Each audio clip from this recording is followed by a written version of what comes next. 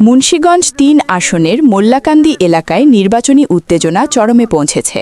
Football মার্কা নিয়ে প্রতিদ্বন্দ্বিতা করা স্বতন্ত্র প্রার্থীর সমর্থকদের সঙ্গে বিএনপির প্রার্থীর সমর্থকদের মধ্যে দফায় দফায় ধাওয়া পাল্টা ধাওয়ার ঘটনা ঘটেছে। স্থানীয়রা দৈনিক ক্রাইম ডায়েরিকে জানায়, মঙ্গলবার বিকেলে মোল্লাকান্দির কয়েকটি পয়েন্টে দুই পক্ষের সমর্থকদের মধ্যে প্রথমে কথা কাটাকাটি শুরু হয়। এক পর্যায়ে তা সংঘর্ষে রূপ নেয়। এ সময় প্রকাশ্যে দেশীয় অস্ত্র প্রদর্শনের অভিযোগ উঠেছে, যা এলাকায় চরম আতঙ্ক সৃষ্টি করে। সংঘর্ষের সময় বেশ কয়েকটি দোকানপাট বন্ধ হয়ে যায় এবং সাধারণ মানুষ নিরাপত্তার আশঙ্কায় এলাকা ছেড়ে সরে যান। তবে তাৎক্ষণিকভাবে কোনো হতাহতের তথ্য নিশ্চিত হওয়া যায়নি। খবর পেয়ে ঘটনাস্থলে অতিরিক্ত পুলিশ মোতায়েন করা হয়েছে। পরিস্থিতি নিয়ন্ত্রণে আনতে টহল জোরদার করা হয়েছে বলে জানিয়েছে পুলিশ। আইনশৃঙ্খলা বাহিনী জানিয়েছে, ঘটনার সঙ্গে জড়িতদের শনাক্ত করে আইনের আওতায় আনার প্রক্রিয়া চলছে।